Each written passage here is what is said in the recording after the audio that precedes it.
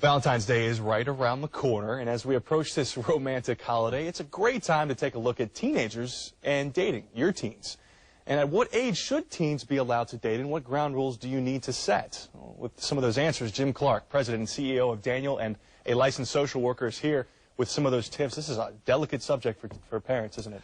Yes, it is. And like many topics in terms of parenting, it's always kind of difficult, but it's really kind of individual. I think when you look at teens, one of the things you've got to talk about with your child is, before you make those decisions, is how mature are they? How well is your communication with your child? And in particular, can your child resist any peer pressure?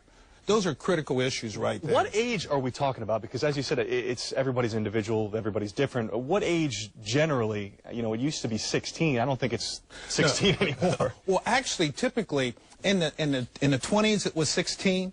Now it tends, the 1920s. The 1920s. Now it tends to be 13. Okay. And again, that happens to do, and it needs to very important that it's depending upon the maturity of the child and the parent's communication. There are some general guidelines that are really very important, and I think guidelines are important for families to have. One of the first things that we always indicate is, where will the teens go? In our family in particular, we had some rules, but how long will the dates last? How late can the teens stay out?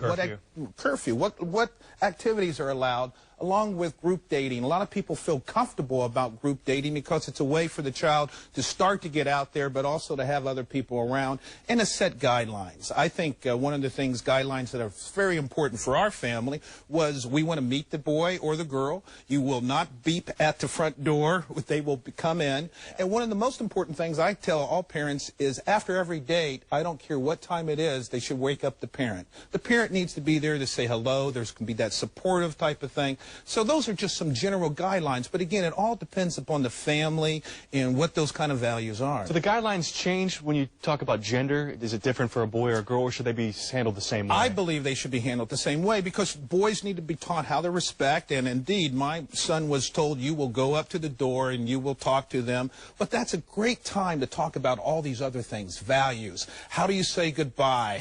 Do you do a kiss on the first or second night? Those are all just great discussions, and it doesn't matter what sex or gender the child is, you should have and engage in those kind of discussions. Now, here's a really tough topic. You know, relationships when you're young can last a couple days, maybe a week. It's week to week. How do you talk to your teen about heartbreak when they're dealing with breakups? Well, that's a very good one. And one of the things I mentioned to parents, and always be careful, you remember your own life, you know, how you were infatuated with that young man or that young lady.